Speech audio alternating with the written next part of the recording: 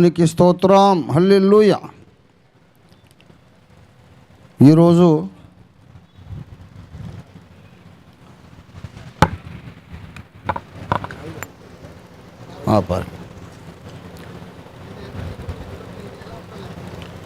నాకు వాక్య పరిచర్యకు ఎక్కువ సమయం ఉంటుందేమో, చాలా విషయాలు మాట్లాడాలి అనుకొని వచ్చాను, కానీ సమయము కొంచెమే ఉంది. చాలా గొప్ప కార్యాలు, దైవ కార్యాలు ఎన్నెన్నో జరుగుతాయి. ఒక సేవకుని అభిషేకం అనేది మామూలు విషయం కాదు. ఆ కుమారుడు శ్రీధర్ బాబు సాక్ష్యం అనేది కూడా మామూలు విషయం కాదు. గనుక ఇంకా ఒకటి రెండు కార్యాలు ఉన్నాయి. వెంకటేష్ వచ్చాడా?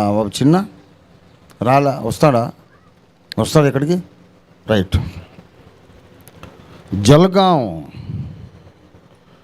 జల్గాం అనే చోట మహారాష్ట్రలో నాగపూర్ సమీపంలో ఒక దైవ సేవకుడి కుటుంబం మీద ఆర్ఎస్ఎస్ వాళ్ళు దాడి చేసి భయంకరంగా అతన్ని హింసించి అతనికున్న డబ్బులు, వాళ్ళ ఇంట్లో ఉన్న బంగారము అంతా దోచుకొని బహు క్రూరంగా నీచంగా దాడి చేసి గాయపరిచారు. నేను నీకు ఫోటోలు పంపిస్తాను. అందరికీ మన సంఘ గ్రూప్లో షేర్ చేయబేట.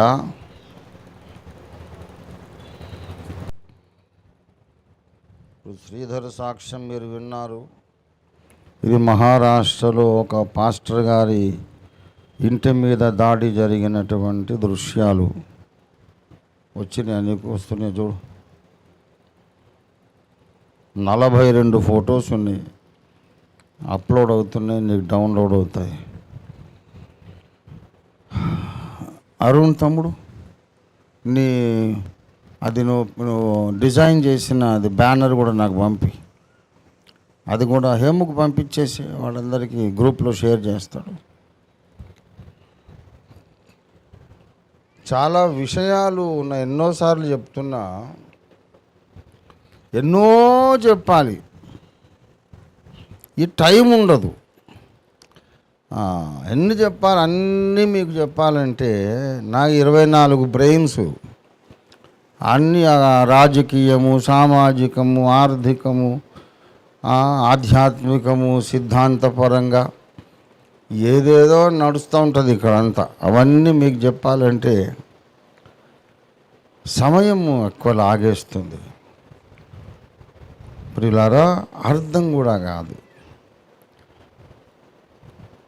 కాబట్టి సరేలే వాక్యం మీద దృష్టి పెడతాం. అలాగ 45 ఏళ్ళు గడిపేశా.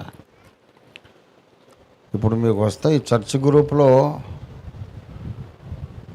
ఎవరెవరి పేర్లు యాడ్ కాలేదో చేయొద్దండి. యాడ్ కానోళ్ళు. సురేష్, నువ్వు యాడ్ కాలేదా? నీది స్మార్ట్ ఫోనేనా? మరి వాడిని యాడ్ చేయవా? సురేష్ది యాడ్ కాకపోవడం ఏంది?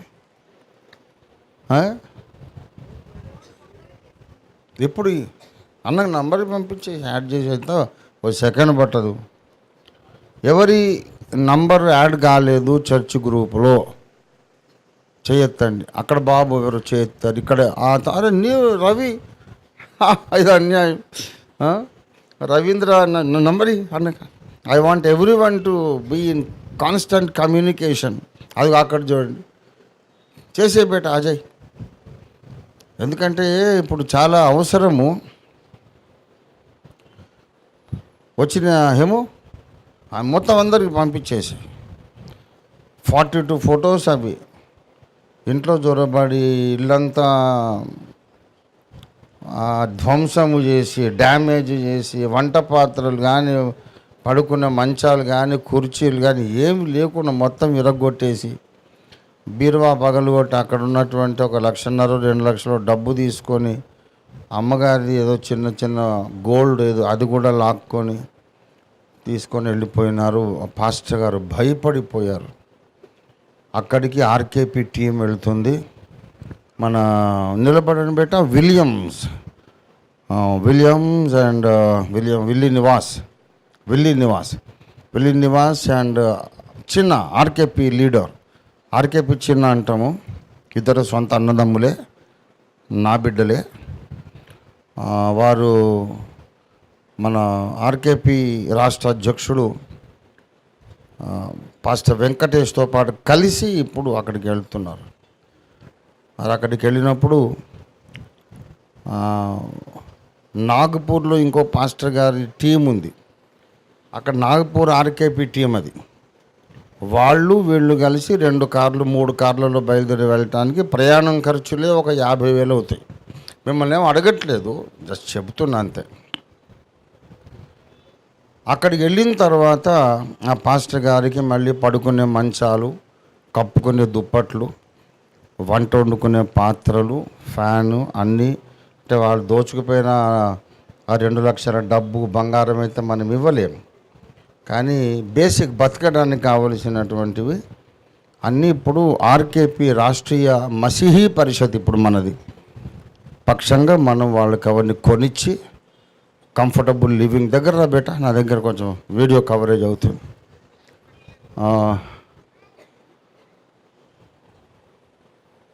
ఇప్పుడు జాతీయ స్థాయి రాష్ట్రీయ మసీహీ పరిషత్ నాయకుడు పాస్టర్ వెంకటేష్ కూడా వస్తున్నారు.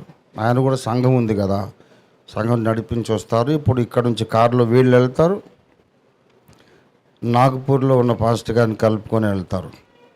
దీనికి అంతటికి 2-2.5 లక్షలు ఖర్చు.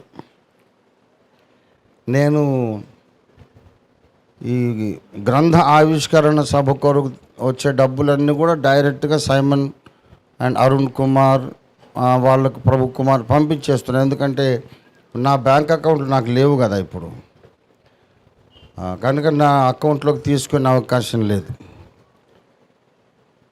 సో ఆ డబ్బు అటు వెళ్ళిపోతుంది. అది కాక మళ్ళీ మన సంఘపక్షంగా రాష్ట్రీయ మసీహీ పరిషత్ పక్షంగా వేరేగా ఎక్కడైనా డబ్బు అడ్జస్ట్ చేసి మనం ఈ అటాక్డ్ అయినటువంటి పాస్టర్ గారికి మనం సహాయం పంపిస్తున్నాం. ఇదొక విషయం. ఛత్తీస్గఢ్లో మార్చి 1వ తారీఖున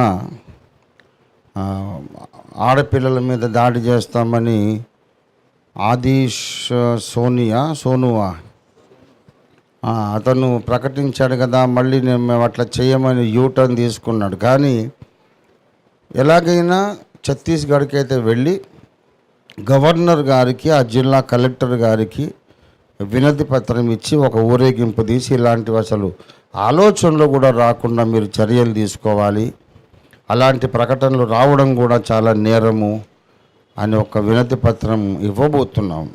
ఇంత రద్దీలో మళ్ళీ నేను అటు కూడా వెళ్తాను. ఇవన్నీ ఎవరు చేయగలరు? యేసయ్య తప్ప. దేవునికి స్తోత్రము. ప్రియులారా, అందుచేత విషయం చాలా సీరియస్గా ఉంది. ఏదో ఆషామాషిగా నవ్వులాట, జోకులు వేయాలి, నవ్వాలి, అది వేరే విషయం. జీవితము జోక్ కాకూడదు. మన ఆత్మీయ జీవితం, భక్తి జీవితము నవ్వులాట కాకూడదు. ప్రతిదానికి సమయము కలదు, నవ్వుటకును ఏడ్చుటకును సమయము కలదు. కాబట్టి ఇలాగ అనేక విషయాలు జరుగుతామని బేటా మీరు కూర్చొని వెంకటేష్ వచ్చాక మీకు కలిసి మీ కొరకు ప్రార్థన చేస్తాము. తర్వాత ఈ సమయంలో ఇంకొక మంచి దైవ కార్యం జరుగుతూ ఉంది. అదేంటంటే